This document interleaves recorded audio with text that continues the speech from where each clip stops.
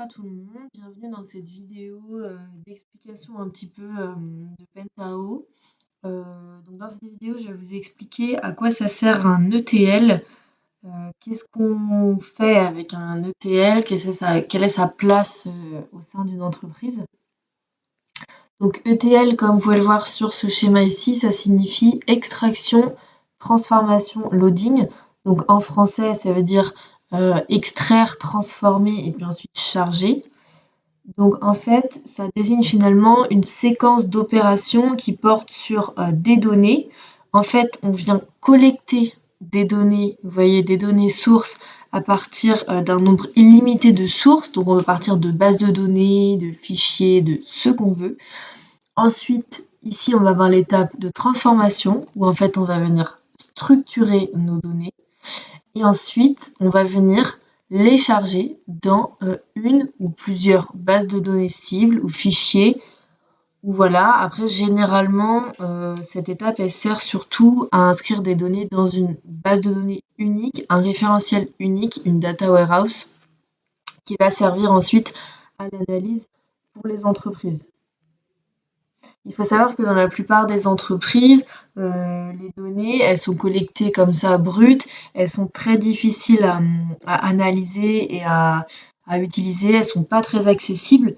Donc l'ETL, il va venir justement faire ce travail de nettoyage un petit peu, de transformation pour permettre la lecture claire et l'analyse de toutes les données de l'entreprise finalement.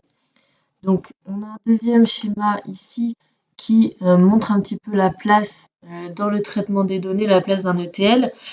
Donc, on voit par exemple, on part donc d'un ERP, de fichiers plats et d'un CRM, donc d'un ou plusieurs, hein, bien sûr, qui vont collecter toutes nos données. Ici, on a l'ETL qui va venir les transformer, les modifier, en faire ce qu'on veut, pour aller ensuite dans une seule et unique base de données qu'on appellera la data warehouse. Et enfin, cette base de données va servir à l'analyse. C'est cette base de données qui est faite pour faciliter les reportings, les analyses, etc. Donc voilà, grosso modo, à quoi ça sert un ETL. Donc c'est quand même une étape très très importante dans la vie des données, on va dire. C'est presque indispensable. Sans ça, on a beaucoup de mal à travailler sur des données brutes qui viennent d'être collectées.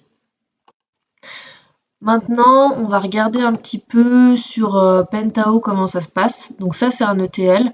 Il n'y a pas que lui qui existe, il y en a plusieurs. Ça, c'en est un parmi d'autres. Donc je vais vous montrer un petit peu en quoi ça se traduit, enfin comment ça se traduit en fait nos transformations sur cet outil. Donc si vous ne le connaissez pas encore, j'ai fait d'autres vidéos pour expliquer un petit peu comment ça fonctionnait. Vous pouvez aller les consulter. Et sinon, voilà, je vais vous montrer. Donc si on se lance dans une nouvelle transformation, comment ça se présente. Donc je vais vous montrer étape par étape, donc les 3 étapes d'un ETL, extraction, transformation et chargement. Qu'est-ce qui est possible de faire, même si bien sûr les possibilités sont très très larges. Je vais juste vous en montrer 2-3. Donc ici, on va avoir tous nos composants pour établir notre transformation. Par exemple, dans extraction, voilà, on voit qu'en fait, on peut extraire des données de plein d'endroits différents. Donc après, c'est à nous, bien sûr, de configurer tout ça, mais vous voyez, on peut extraire voilà, des fichiers texte, CSV, des fichiers Excel, on peut extraire une table depuis une base de données, depuis Google Analytics, voilà, on peut faire plein de choses, on va chercher un peu les données où on veut. Après, bien sûr, on va chercher généralement les données d'une base de données existante, mais pas que. Ensuite, une fois qu'on a extrait les données, on va venir les transformer. Donc là, je vais aller dans l'onglet transformation. Et là, j'ai une liste de transformations possibles qu'on peut faire. Donc, par exemple, on peut ajouter des constantes, on peut ajouter des séquences, On peut faire plein de choses, on peut faire des opérations de calcul, on peut décomposer des champs, faire du dédoublonnage, on peut aussi extraire depuis des chaînes de caractères. Voilà, enfin vous voyez tout ce qui est écrit là en fait, on peut faire des tris également, on peut faire plein de choses. Donc c'est là en fait qu'on va, comme je disais, un peu nettoyer les données. Cette étape de transformation, elle peut faire plein de choses. Elle peut transformer des volumes considérables de données qui sont inutilisables normalement, qu'on va bien nettoyer et qu'ensuite on va pouvoir charger et exploiter derrière. Donc c'est vraiment primordial comme étape. Et pour finir, donc on a l'étape d'alimentation. Donc ça, c'est la dernière étape du processus ETL. Donc elle consiste, comme j'ai expliqué, à charger les données qui ont été extraites auparavant et transformées. Donc dans leur nouvel emplacement, souvent, c'est la data warehouse dans une entreprise. Donc là, pareil, qu'est-ce qu'on peut alimenter? On n'est pas obligé de faire dans la data warehouse. On peut aussi alimenter un fichier Excel, un flux de base Access. Voilà, on peut faire un petit peu ce qu'on veut. Donc, comme vous voyez, on a plein de propositions. Donc là, je vous ai montré comment on faisait pour extraire, alimenter et transformer. À savoir que sur un logiciel comme Pentao, en ETL, on peut faire plein d'autres choses. On peut notamment faire tout simplement des scripts SQL. Donc voilà, avec le composant script SQL, on va venir donner un ordre à une table ou à une base de données juste avec le script. Donc du coup, c'est pas tout à fait la même chose que ce que je vous ai présenté avant, mais c'est aussi quelque chose qu'on peut faire d'ici. On a des systèmes de contrôle de flux avec filtrer les lignes. Bon, ça peut s'apparenter c'est des transformations hein, en quelque sorte. Filtrer les lignes ou plein d'autres choses.